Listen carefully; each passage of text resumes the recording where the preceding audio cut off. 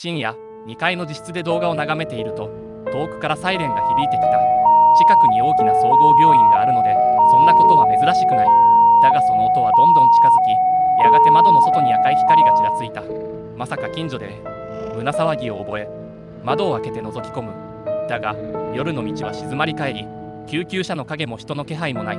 耳に残るはずのサイレンすら、跡形もなく消えていた。幻聴かと首をかしげつつ、布団に潜り込んだ。翌朝、母の口から告げられたのは、隣家のご主人の急死だった。眠ったまま二度と目を覚まさなかったという。あのサイレンは、きっと迎えを告げに来ていたのだろう。昨夜の赤い明かりがまだ網膜に残っている気がして、思わず強く目を閉じた。